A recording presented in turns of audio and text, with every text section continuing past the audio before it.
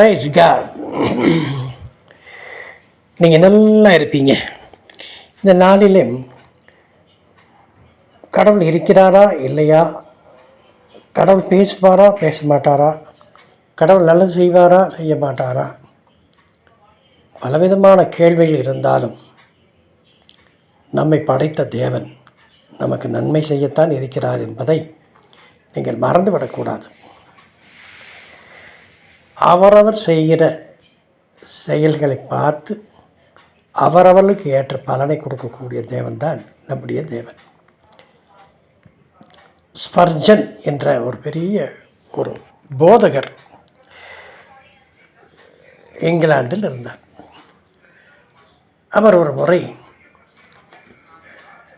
அடுத்த நாள் ஒரு பிரசங்கம் செய்ய வேண்டி ஊருக்கு போக வேண்டும் என்று எல்லாம் ரெடி பண்ணி கொண்டார். ரெடி செய்துவிட்டு காலையில் ஃப்ளைட்டை பிடிக்க வேண்டும். அந்த இரவு நேரத்தில் ஒருவர் வந்தார். ஒருவர் வருவதற்கு முன்பாகவே அவரிடம் அந்த இரவு நேரத்தில் ஆண்டவர் அவரோடு பேசினார்.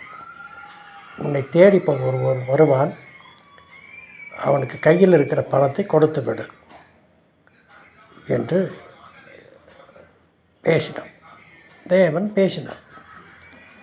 அடுத்த நாள் காலையில் புறப்பட வேண்டுமே, ஆண்டவர் இப்படி பேசிவிட்டாரே சொல்லி வைத்தவுடன் கதவு டக் டக் டக் என்று சத்தம் கேட்டது.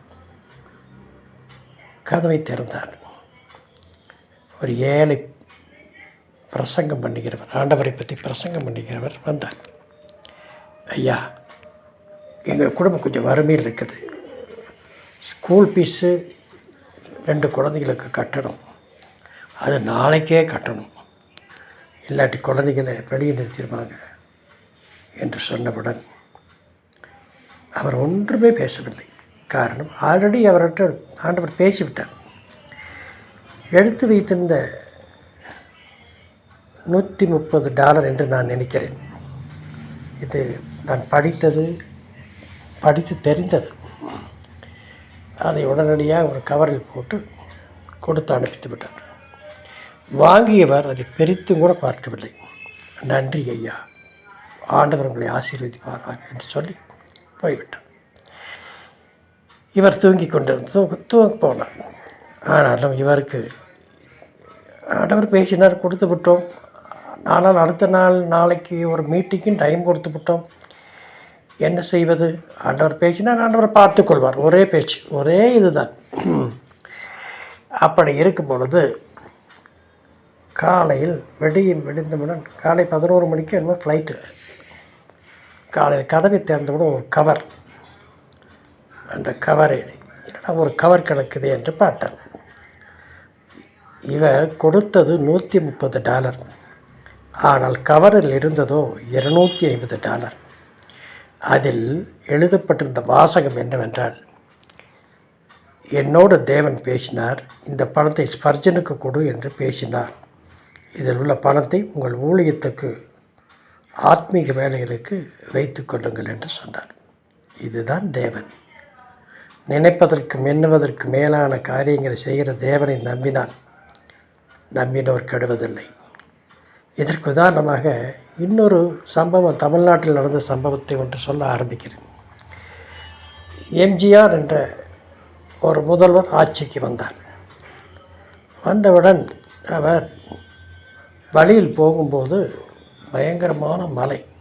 அப்பொழுது ஆட்டோ ரிக்ஷா இல்லை, கை ரிக்ஷாக்கள். எல்லோரும் அந்த கை ரிக்ஷாக்களை மழையில் நனைந்து கொண்டு ஓட்டி போனார்கள். உடனே வந்தார், ஆர்டர் போட்டார். எல்லாருக்கும் அந்த கை ரிக்ஷாவை போடுகிறவர்களுக்கு, அந்த கை ரிக்ஷா ஓட்டிகளுக்கு ஒரு மலை கோட் கொடுக்க வேண்டும் என்றும் ஒரு ஆர்டர் போட்டார். இதுவும் நடந்தது தான்.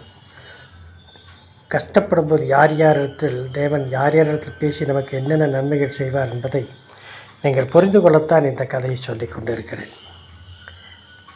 மீண்டும் நாளை சந்திக்கும் வரை இந்த கதையை லைக் பண்ணுங்கள். இது கதையல்ல, நடந்தது. ஷேர் பண்ணுங்கள், சப்ஸ்கிரைப் பண்ணுங்கள். தேவனை நம்புங்கள்.